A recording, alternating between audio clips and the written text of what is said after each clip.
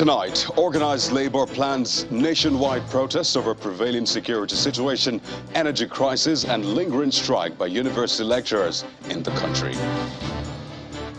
Bill for an act to establish the National Electoral Offences Commission and Tribunals kills second reading in the House of Representatives. For a second time in 1 week, former Deputy Senate President Ike Kwemadu appears before Uxbridge Magistrate Court in the United Kingdom over alleged organ harvesting charges. And on business news tonight, the federal government says it has guaranteed over 130 billion naira agricultural loans in 45 years.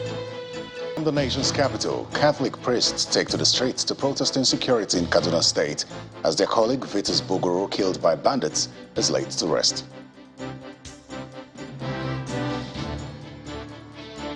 And in international news from London, Russia says it has relinquished control of Snake Island in the Black Sea, in a move which Ukraine has described as a victory. We begin tonight with what may be termed a reinvigorated agitation for better governance. And barring any last-minute changes, the organized labor will be occupying the streets of the nation in protest against the state of security, lingering strike by the Academic Staff Union of Universities, ASU, and the protracted energy crisis. At separate conferences in Abuja, both the president of the NLC, Mr. Ayuba Waba, and the president of the National Union of Local Government Employees, Mr. Ambali Olatunji, raised their concerns over the worsening situation and asked the government to act. This conference by the leadership of the Nigeria Labour Congress is mainly to brief journalists about the resolutions of the labor leaders concerning the state of the nation. The focus here is the growing insecurity in the country, the rising cost of energy, as well as the ongoing strike in the education sector. The leadership of the organized labor movement says it will hold a nationwide protest to call the government to act. For now running formats, the children of the poor have remained at home. Today, as we speak, diesel is selling for more than 800 naira per litre. There is no way this situation can be allowed to continue. So I think there is an urgency in addressing this issue. And therefore, Central Working Committee decided that there will be a one-day national protest to call the attention of government to resolve this issue immediately.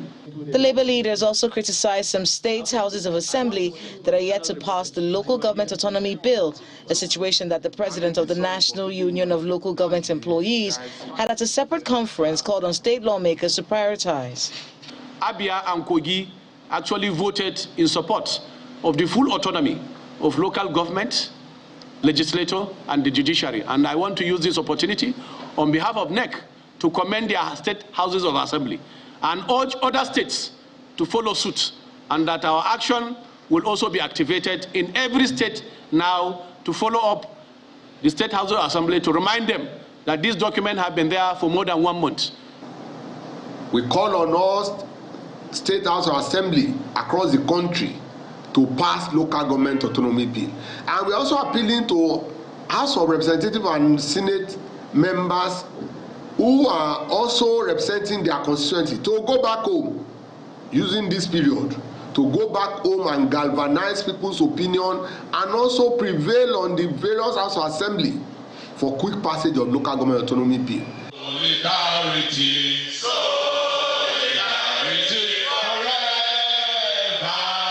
The organized labor had in March this year staged a protest at the National Assembly to demand the autonomy of the judiciary and that of the local government before the bill was passed. They will be hoping that the proposed protest will send the right message to the relevant authorities to take action. Persons who have a penchant for committing electoral infractions may need a rethink ahead of next year's polls after a bill for an act to establish a National Electoral Offences Commission and Electoral Offences Tribunals killed second reading in the House of Representatives. The bill seeks to provide legal framework for the investigation and prosecution of electoral offences for the general improvement of the process in Nigeria. Lawmakers believe this decisive deterrence through prosecution will address electoral offences. The bill will now be committed to public hearing.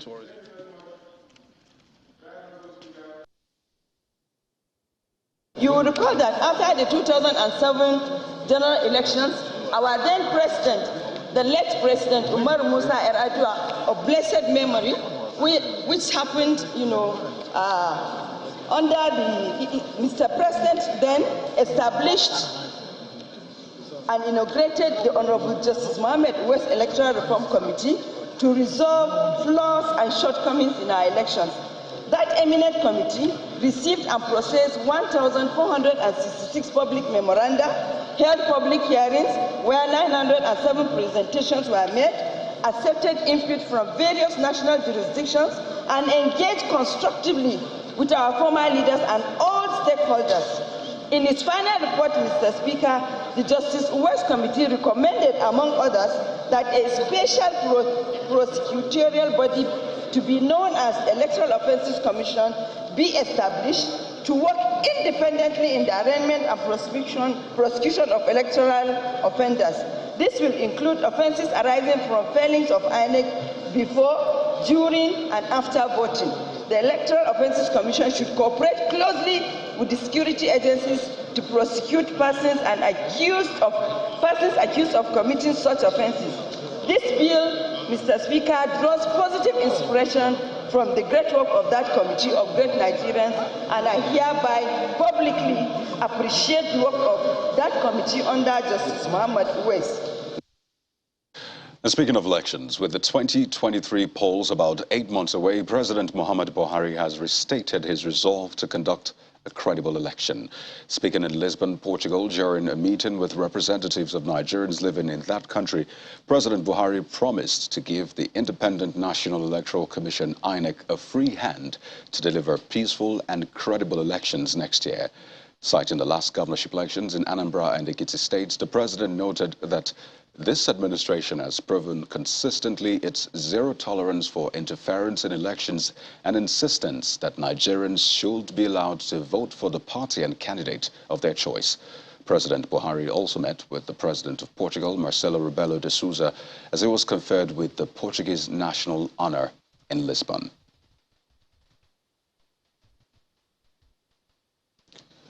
Meanwhile, human rights lawyer Femi Falana has asked Nigerian courts to stop what he refers to as the imposition of politicians on Nigerians, arguing that the involvement of the courts in the electoral process has not been favorable to the country's democracy.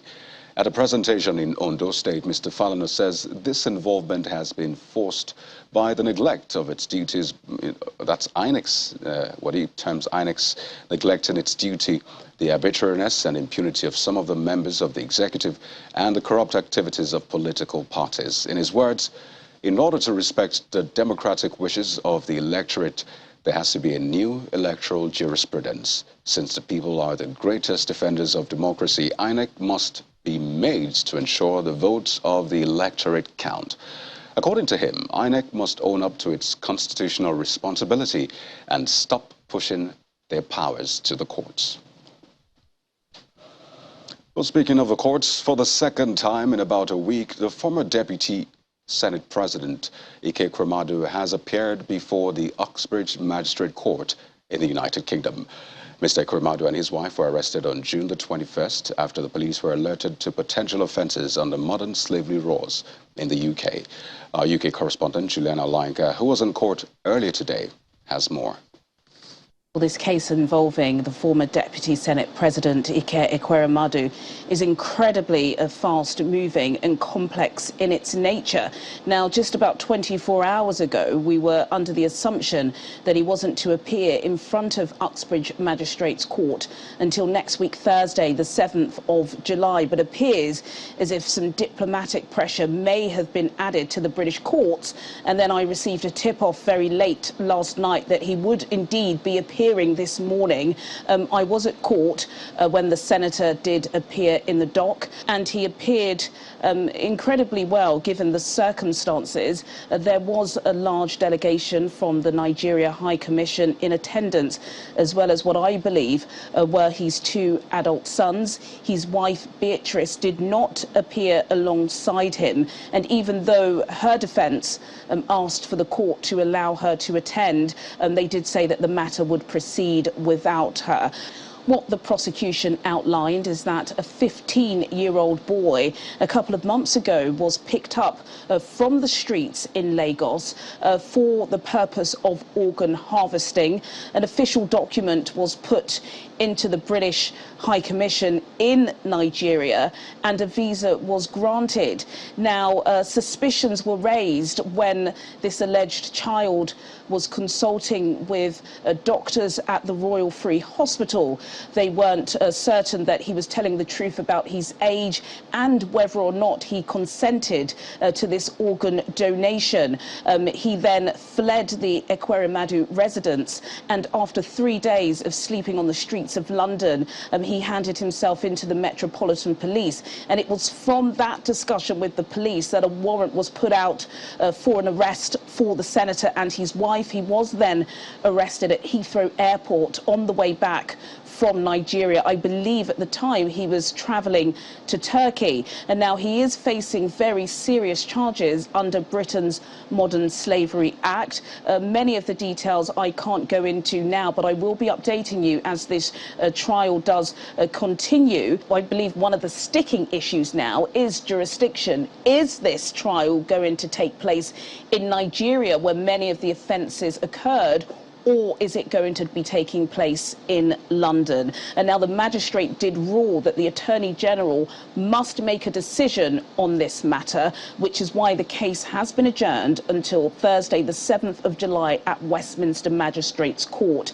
Now, I do believe the senator will be sitting in front of a magistrate. However, it is very likely, because of the size of Westminster Court, that he could actually be sitting in front of a judge, and he is facing a lengthy prison sentence if indeed the Attorney General does rule that the case can be tried in London. There are some people that would ask whether or not this case has now been escalated into a diplomatic row, considering that Ekweremadu and his wife do have a residence here. Is it not possible for him to be under some sort of house arrest? Is it possible that the senator will be given some sort of diplomatic immunity? Those are really important questions, and I believe they could be answered as soon as next week, Thursday, when it will be decided if the senator is remanded into custody yet again, or he returns to Nigeria to face the courts there. Juliana Olayinka, reporting from Channels TV News in London. Well, staying with legal matters, but back here in Nigeria, the trial of Andrew Nice of Minikoran, a BRT driver who allegedly raped and murdered Oluwabamiche Ayonwole, a 22-year-old fashion designer, resumed today before Justice Sherifat Shonaike of the Lagos High Court sitting at the Tafawa Balewa Square. At the resumed hearing, the defense counsel, who was standing in for the lead counsel, Ayobami Omotubora, held that he was new to the case and pleaded that the court adjourn till a further date. Justice Sherifat, however, overruled the application, stating that the case will not be further delayed by the counsel. One of the witnesses, ASP Isibor Amos, a police officer who was made the incident officer, said he was alerted on February the 26th, 2022, about a lifeless body on Carter Bridge. He added that something was thrown down from a moving vehicle, and when it was observed by eyewitnesses, they found out that it was a lifeless body. After listening to witnesses and counsel, Justice Sherifat Shonaike adjourned till July the 7th for continuation of trial. And in part two, after the break, gunmen attack mining site in Niger State, kidnap a yet-to-be-ascertained number of workers, including 4 Chinese nationals. That's in a moment. Stay with us.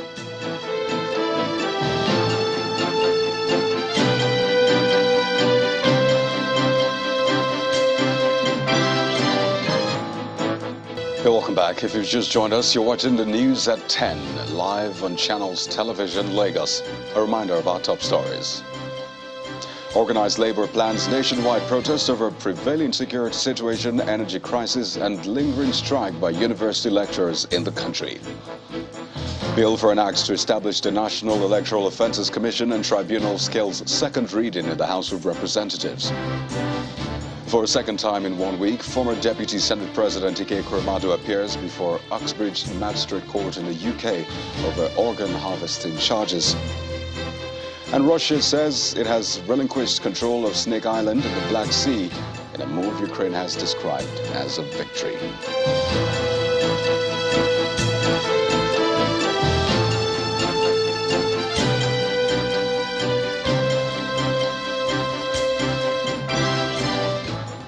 Under security, 7 police officers and 6 civilians are reported to have been killed, while an unspecified number of persons, including 4 Chinese nationals, were abducted after gunmen attacked a mining site in Shiroro local government area of Niger State.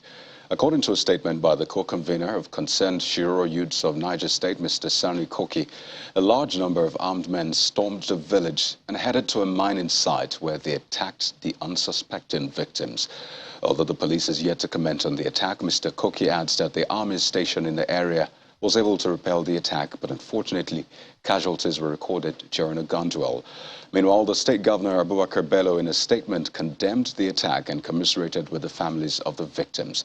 Governor Bello encouraged the security operatives to remain courageous and directed a manhunt for the remaining terrorists. Well, Terry Kumi is here from our Abuja studio with other security stories and more. Hello, Terry. Well, hi, Coyote, you're absolutely right. Now, the military says it has neutralized 82 terrorists in Kofar-Dania village of Bukuyum local government area and rescued 6 kidnapped victims in Bakura local government area, all in Zamfara state. Addressing a news conference in Abuja, the Director of Defense Media Operations, Major General Bernard Onyuko, says following intelligence report on a planned attack on Kofar-Dania village, the military invaded the terrorist concentration camp with heavy bombardment to neutralize them. 21st June 2022, troops of Forward Operation Base Bakura and Operation Hadar and Dar responded to distress calls of terrorist activities at Rafin, Lankura in Bakura local government of Zamfara state. Troops engaged the terrorists in shootout who are trying to abduct some civilians. After the encounter, troops were able to rescue 6 kidnapped civilians and neutralize 2 bandits in the process. Items recovered include 2 AK-47 rifles, 136 hand grenade, 2 cell phones, and the sum of 211,000. Similarly, troops made contact with marauding terrorists at Megora in Faskari local government area of Katsina State, and in the process, 2 of them were neutralized. Relatedly, Operation Wild Stroke again arrested one Mr. Adomanu Abdurrahman Marne, a suspected gun runner who specialized in leasing of arms to kidnappers and other criminals in Taraba State. Items recovered from him include cell phones and sum of 74,000 naira. Also at Zakibian, troops conducted raid operations at kidnappers' hideout in Mararaba in Ukuyong, Ishuluv ward of Yukum local government area of Benue State. In the process, one Mr. Ichen Baka, age 65, and his wife Salomi Baka are bandit collaborators. They normally give the bandits and kidnapped victims their house to use as hideouts. And it's more success stories from the military as another Chibok schoolgirl has regained her freedom from the terrorists after being in captivity for the past 8 years. According to reports, troops of Operation Hadinkai rescued the girl around the Bama axis of Borno State. The Theater Commander Joint Task Force Operation Hadinkai, Major General Christopher Musa, who confirmed the development to journalists in Borno State, says the rescued girl is undergoing profiling. Now, a number of Catholic priests held a peaceful protest during the funeral procession of one of their colleagues who was killed by bandits over the weekend in Kaduna State. The victim, Reverend Father Vitus Borogo, who was the chaplain of the Catholic community of Kaduna Polytechnic, was killed on his farm at Kujama in Chikun local government area of Kaduna State. On the sideline of the funeral held at the Queen of Apostle Catholic Church, the Archbishop of Kaduna Diocese, Most Reverend Matthew Ndagoso, says the situation is very troubling. This is Reverend Father Vitus Borogo, the Catholic priest who did not make it his 51st birthday because he was killed by bandits on his farm at Kujama in Chikun local government area of Kaduna State. Mary, full of grace, the Lord is with you. Blessed are you among women, and blessed is the fruit of your womb. A few days later, his body is being conveyed on the street as he journeys to his final resting place. Overwhelmed by the loss, his aged mother almost slumps. Family members come to the rescue.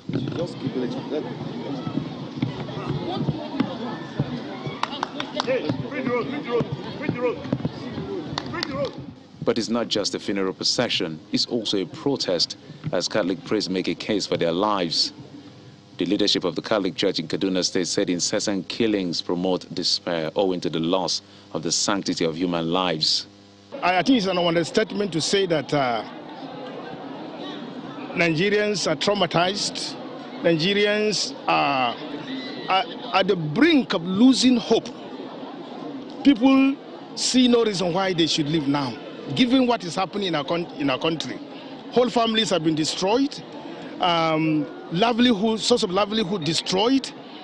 A lot of people do not see any reason why they have to live, because they have no cause to live, because of what is happening. And so, talking about the way I feel devastated. Devastated because within 1 year, I am bearing three priests. The cleric believes the situation puts Nigeria at a precarious position and calls for a decentralized security structure. This is what state police is all about. That people within the area who know the area, are empowered by the government with the necessary equipments to be able to safeguard their people. And they would do it with wholeheartedly, knowing that if it fails, they are also involved. There are people that are involved. I dare to say, if anybody is looking for evidence of a failed state, we have one. If a sitting governor, he's not the first one. A couple of days ago, the governor of Zamfara clearly said, I call out his people to arm themselves, to defend themselves. Before him, the governor of Katsina State, Masari, said the same thing. The killing of this priest, like many others, should not be seen as a norm, but an anomaly that should remind the authorities that condolences are no longer enough. The murder of a policeman identified as ASP Chris Josiah on Tuesday night has triggered a manhunt in Oigbo local government area of Rivers State. The cop was said to have been ambushed and shot dead in his jeep by 5 masked assailants along the Assemblies of God Church Road in Obiama community while driving home from the Afam Divisional Police Station where he was serving. Confirming the incident in a statement, the Rivers State Police Public Relations Officer DSP Grace Iringekuku explained that the Commissioner of Police, Eboka Friday, had ordered a massive deployment of personnel to Oigbo with the intention of bringing the perpetrators to justice. He warned the perpetrators that further attacks on police officers would not be tolerated. His Royal Majesty Eligo Odogbo has been crowned the 5th Ochidoma and paramount traditional ruler of the Idoma Kingdom. The staff of office was presented to him by the Benue State Governor Samuel Otom at the Ochidoma Square in Otukpo local government area, where he told the monarch of his expectation as he assumes office. The Ochidoma Square in Otukpo local government area of Benue State comes alive as top government officials, royal fathers, guests and well-wishers all grace a historic event in the Idoma Kingdom, the coronation of a new paramount traditional ruler.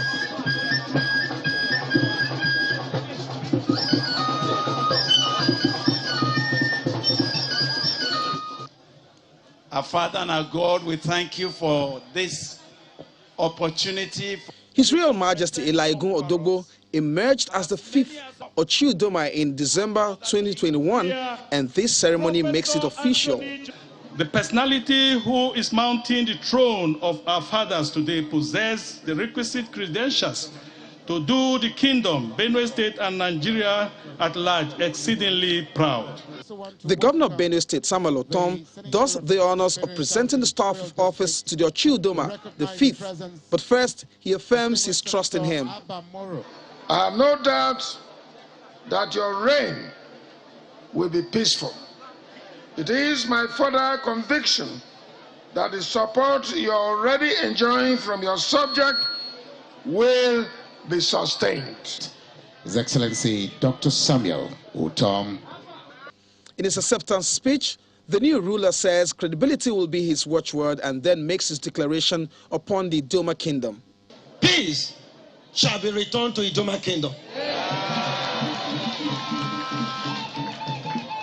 Security shall be returned to Idoma Kingdom. In the same token, as the paramount ruler of Idoma Kingdom worldwide, every curse placed upon Idoma Kingdom is cancelled. The SA Bureau for Local Government and Chieftaincy says he is super grateful about the outcomes.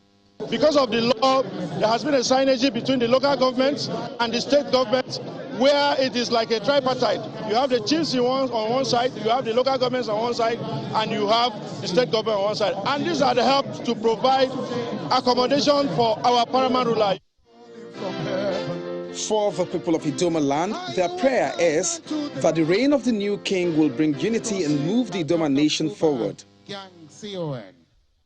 We also have Israel. Well, that's all from Abuja. Coyote, back to you. Well, thank you, Terry. We're switching gears to politics now. As the governor of Benue State, Mr. Samuel Idoma, has been commenting on developments in the People's Democratic Party, especially the selection of running mates, the party's presidential flag bearer, Atiku Abubakar. The governor maintains some party members are aggrieved and should be consulted in order to mend fences if the PDP intends to make a good outing at the elections in 2023. He was speaking in our program, Politics Today.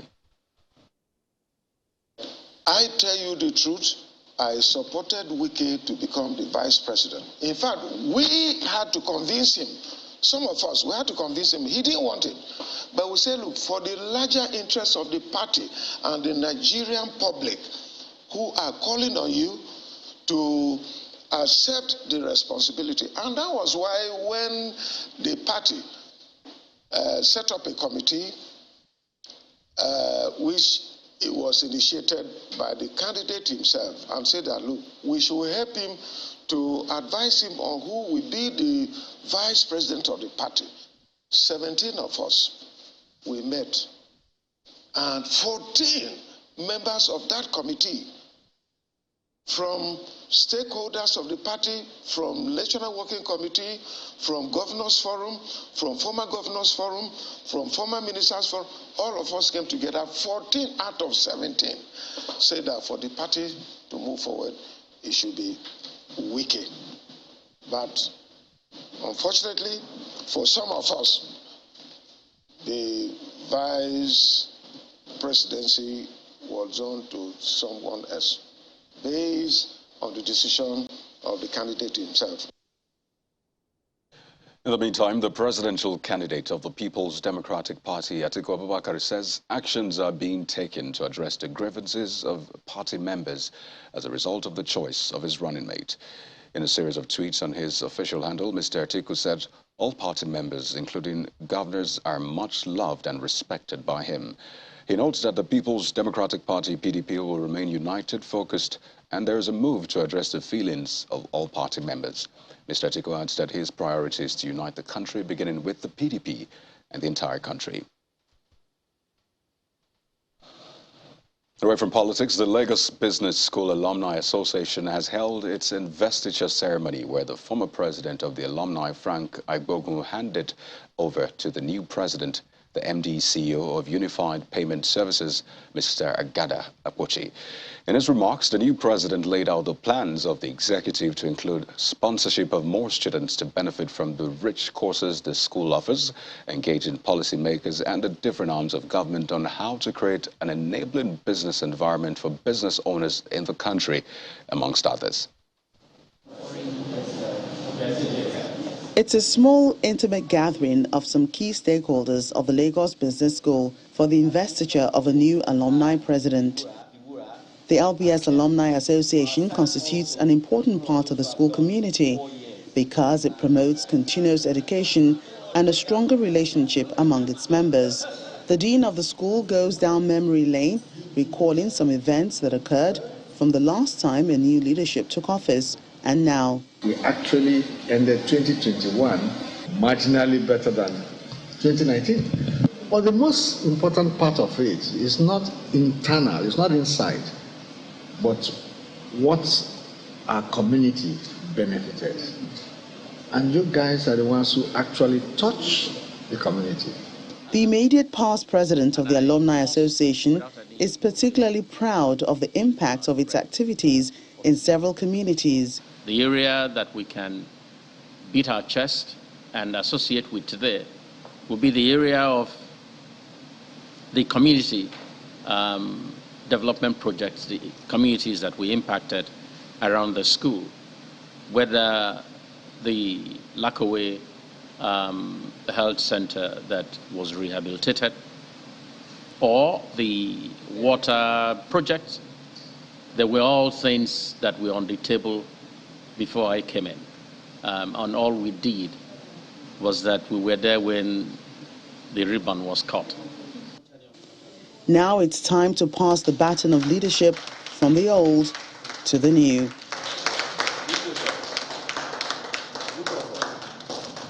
Aware of the task ahead, the new alumni president seeks the continued support of the LBS family and friends. We require a lot of networking and hand-holding each other to be successful at what we do.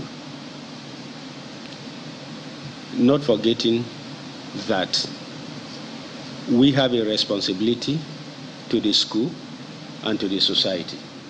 One of the issues that the EXCO members will be taking on is how to help improve the business environment in the country.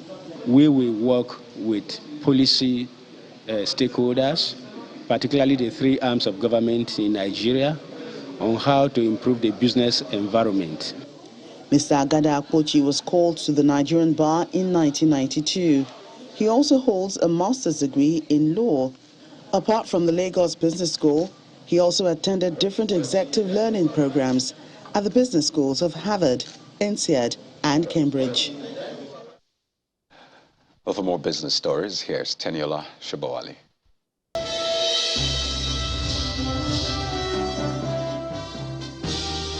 Thanks a lot, Kaide. Welcome to Business News. The federal government has guaranteed over 1.2 million loans worth over 130 billion naira under the Agricultural Credit Guarantee Scheme Fund from its inception in 1977 to date. Out of the over 1.2 million beneficiaries, less than 1 million of them have repaid over 98 billion naira, representing a loan recovery rate of about 85%. Speaking at an event in Abuja, the board chairman of the Agricultural Credit Guarantee Scheme Fund explains that the intervention aims to achieving food security for the nation and generating forex exchange earnings for the government. Under the new Act, the maximum for a non-collateralized loan has increased from 20,000 naira to 100,000 naira, and the maximum for the collateralized loan from 10 million naira to 50 million naira. Furthermore, the SCGSF amended Act show that complete agricultural value chain financing is now allowed.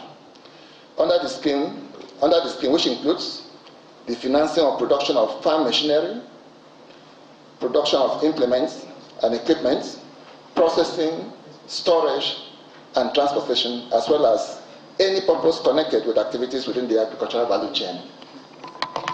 To further encourage participants in the scheme, the board last year approved the increase of the interest drawback rebate for farmers and participants in the agricultural value chain from 40% to 50% to cushion the effect of COVID-19 pandemic and to also encourage more participation.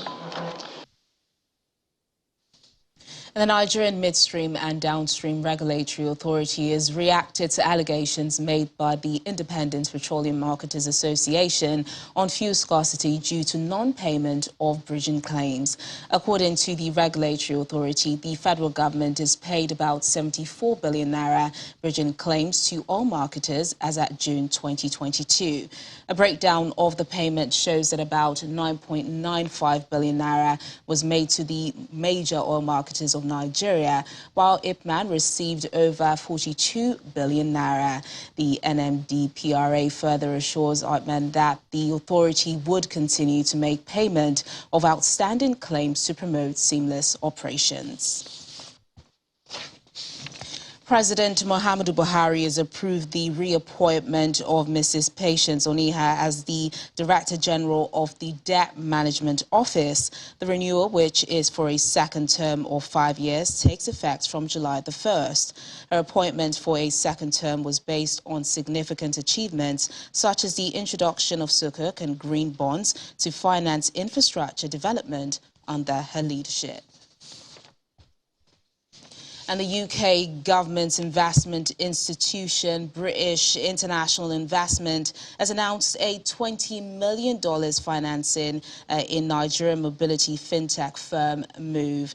This was made known by the institution during a media party in Lagos. The II, formerly known as CDC Group, says the 4-year structured credit investment in Move will help the company achieve its mission of democratizing access to vehicle ownership in the country. The investment reflects BII's focus on mobilizing capital to build self-sufficiency and market resilience in Nigeria. Let's check in on the stock market now. The equities market made a U-turn into green territory in today's trading session. John Mekwa has the details.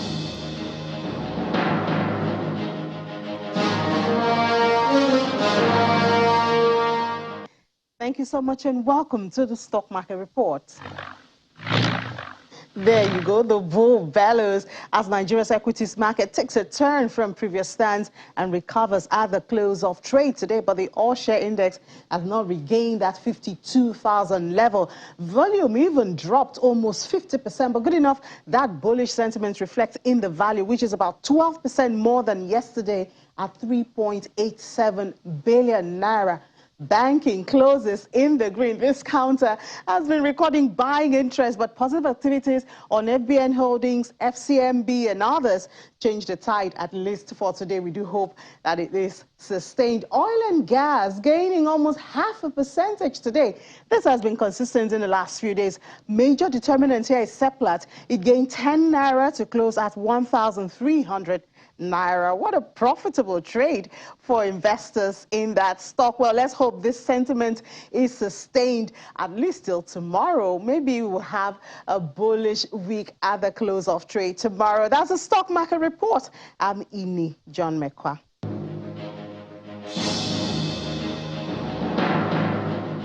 And that's business news tonight. It's back to Kayode for the rest of the news at 10. Well, thank you, Tenny. After last year's chaotic attempt at electing new leaders, the Pan-African Parliament has concluded its elections successfully, supervised by the African Union Commission chairperson, Musa Mohammed. Former vice president of the body, Chief Fortune Charambira, was declared the new president. He was eventually the only candidate running for that office after the issue of rotational leadership was adopted. Our South Africa Bureau Chief, Betty Dibia, reports. The parliamentarians put most of the tension from last year behind, and negotiations paved the way for a much smoother session this time. The reaches that we do is north and south, and this time around we fielded our candidate as we did last year, Honorable Charambira, to represent the north, the south. Then the north has not fielded any candidate because we've been negotiating with the north to say after 3 years you are going to take it from us. What we are committed to do is to vote north as the first vice president to show our commitment. The Southern African Caucus had a dissenting voice in Malawi's Jeremiah Chihana. My candidate will not divide side. Rotation will change the principle of who should stand. So I'm the only candidate who will be available for under the principle of rotation, which we have been fighting for. So I am the candidate. I'm the sole candidate for Southern Africa. Honorable Chihana didn't have backing, unfortunately, from his caucus. And voting for positions began late in the day, with the AU Commission Chairman Musa Faki Mahamat closely watching. It was a one-horse race, but not everyone supported the candidate. 161 members voted in favor. There were 31 abstentions and 11 spoiled ballots. Eventually, 60-year-old former vice president and traditional leader from Zimbabwe, Chief Fortune Charambira, was declared the new president.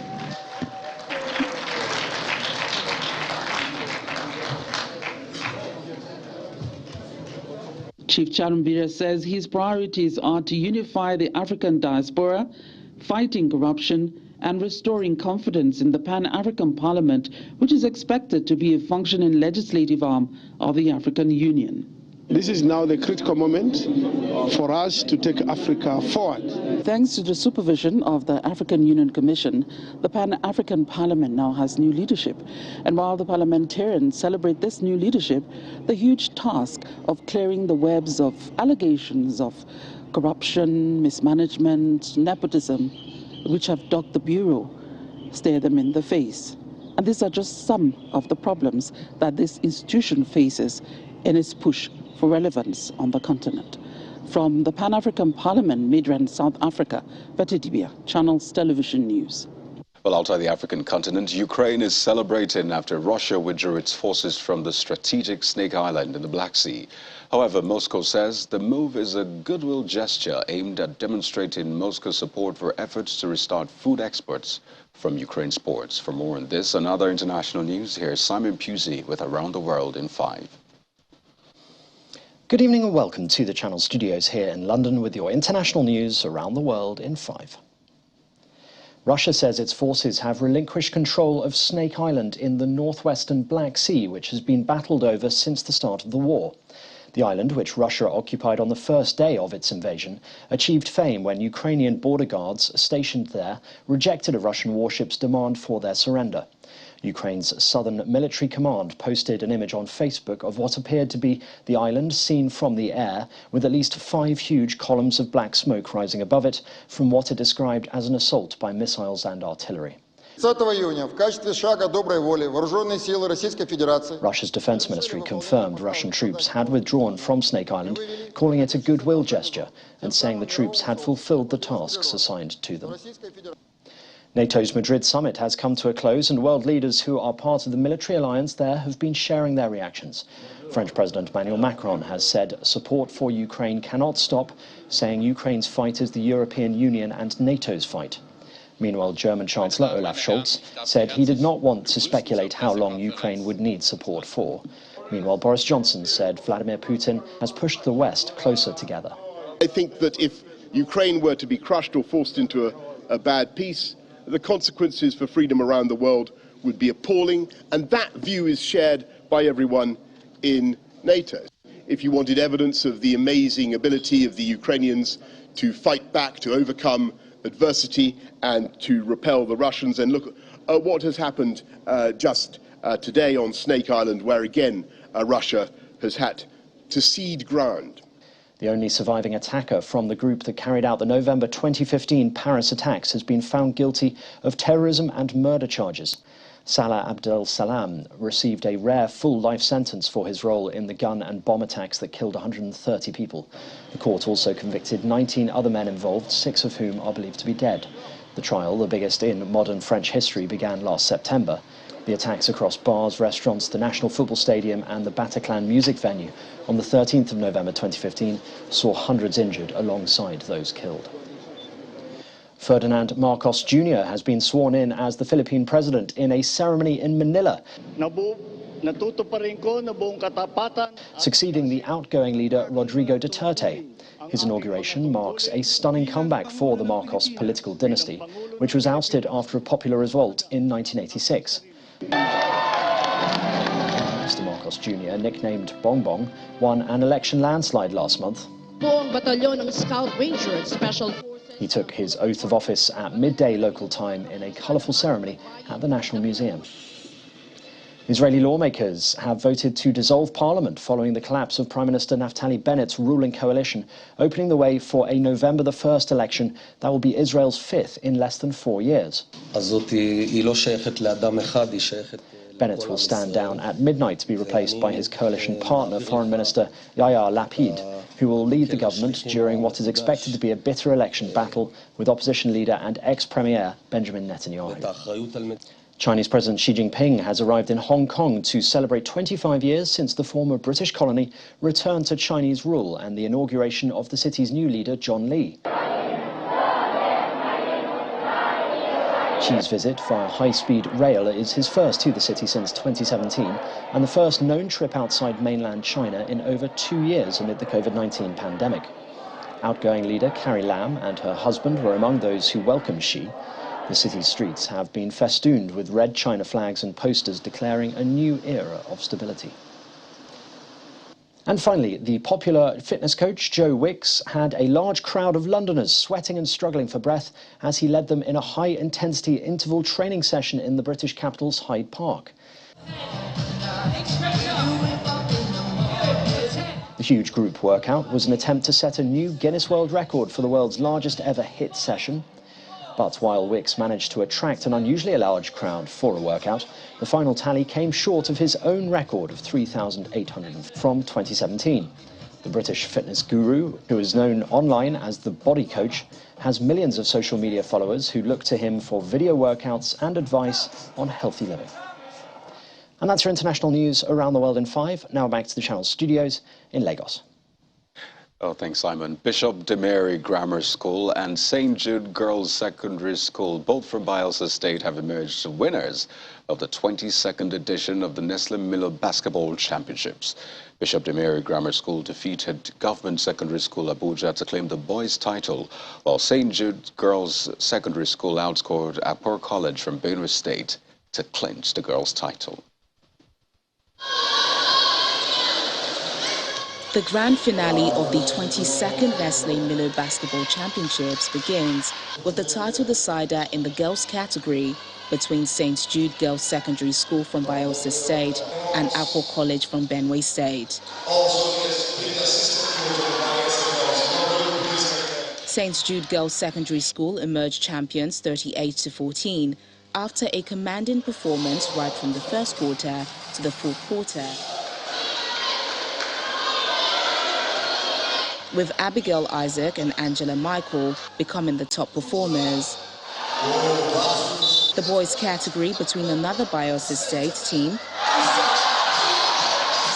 Bishop de Mary Grammar School and Government Secondary School from Abuja, turns out a more entertaining game.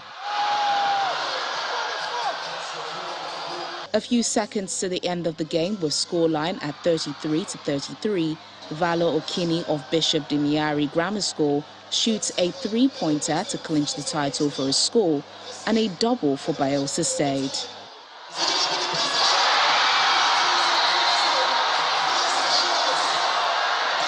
Nestle Nigeria PLC promises to help shape a healthier and happier generation of Nigerians by encouraging them to participate in sporting activities. I'm very proud for what we are contributing. Engaging children and the youth in some value-added activities like this is very important to keep them off what this generation is suffering from. Focusing on sports gives them resilience, teaches them leadership, teaches them teamwork, and most importantly, grit. We are inspired because of the results we have seen over the years. I mean, you will see that, doing this for 22 years, 24 years, the 22nd edition, we've seen a lot of the products of this competition going ahead to represent Nigeria in a lot of international competition.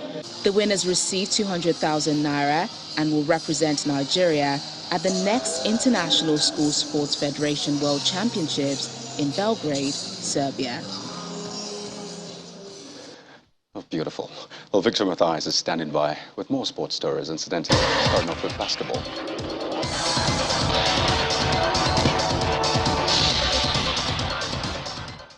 Indeed, Kaidi, I am starting with basketball. Now, following the lifting of ban of Nigerian basketball teams from playing in international competitions by the federal government, Nigeria's The Tigers will be in action tomorrow in Kigali, Rwanda for the third window of African qualifiers for the FIBA Men's Basketball World Cup. The senior men's basketball will face Cape Verde in their opening game at 12 noon Nigerian time. The Tigers lead Group A with 5 points, with the only loss against Cape Verde 79-71 in the November window in a group that also has Mali and Uganda. Athletes from the 36 states of the Federation will join their counterparts from around the world for the first Abuja International Marathon race in December 2022.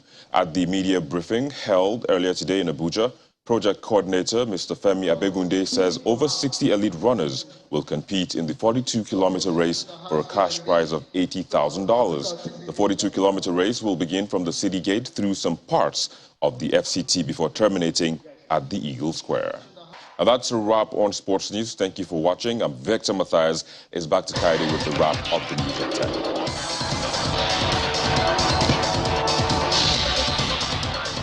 Well, thank you, Victor. And the main news again. The organized labor today said it has planned a one-day nationwide protest over prevailing security situation, energy crisis, and lingering ASU strike in the country. A situation it maintained must be urgently addressed. Also today, a bill for an act to establish the National Electoral Offences Commission and Tribunal scheduled second reading in the House of Representatives. And for a second time in 1 week, former Deputy Senate President Ike Ekweremadu today appeared before Uxbridge Magistrate Court in the UK over organ harvesting charges. And that's the news at 10 tonight, everyone. Thank you for watching. I'm Kaide. Good night.